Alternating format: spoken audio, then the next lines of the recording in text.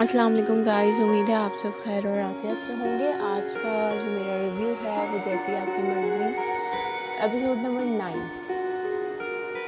के बारे में है। आज की एपिसोड और पहले से ज़्यादा अच्छी हुई और एल्जे की परफॉर्मेंस भी बहुत ज़बरदस्त थी।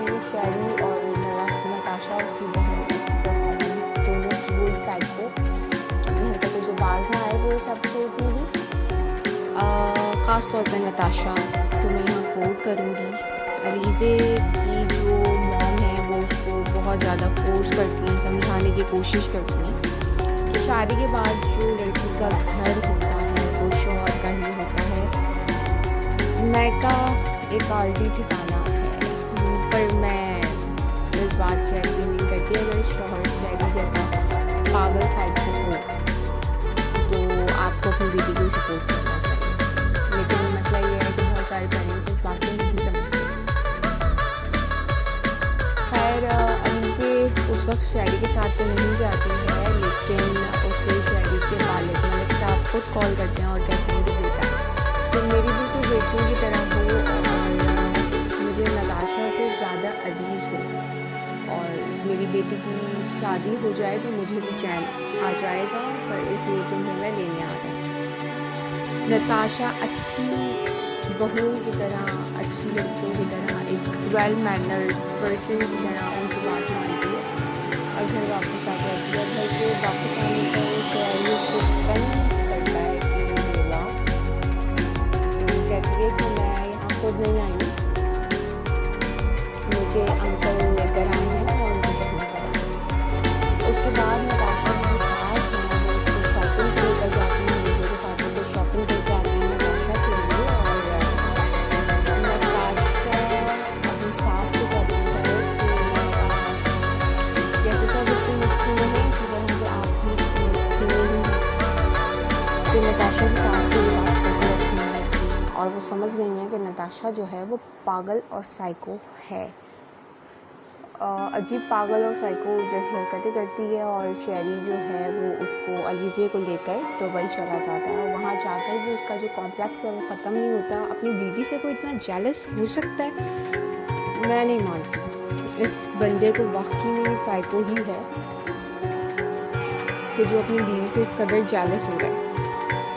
वहाँ उसकी अलीज़े की फिर से बहुत तारीफ़ होती है और उसकी कुछ फ्रेंड्स होती हैं, वो आती हैं तो वो उसको छोड़ के उसके किसी रिलेटिव के घर और कहीं बाहर चला जाता है। दैन उसके जो कज़न हैं अलीज़े के वो शैरी से बात करते हैं कि तुमने इस तरह से क्यों किया, तो वो अलीज़े को सुबह आता है पिक करने के लिए और उसको बहुत ज़्यादा फास्ट ड्राइविंग करता है और बोलता है कि मतलब उसका होता है मतलब वो धमकियाँ दे रहा होता है अलीज़े को कि उनसे बोलो कि मुझे माफ़ी मांगो, उन्होंने किस तरह से उनको बात की है।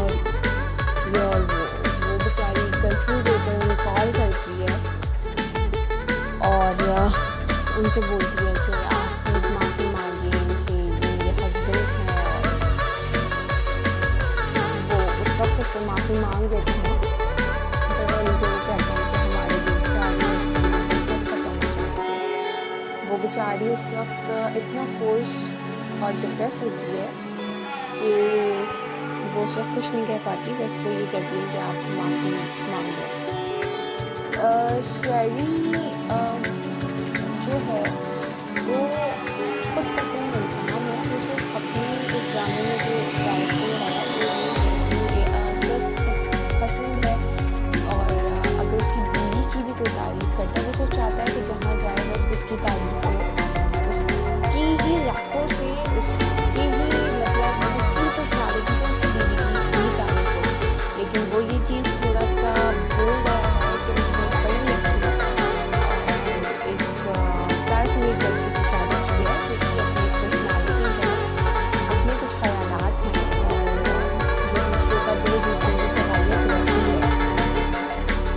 जो दूसरों का दिल जीतने की सलाहियत रखती है।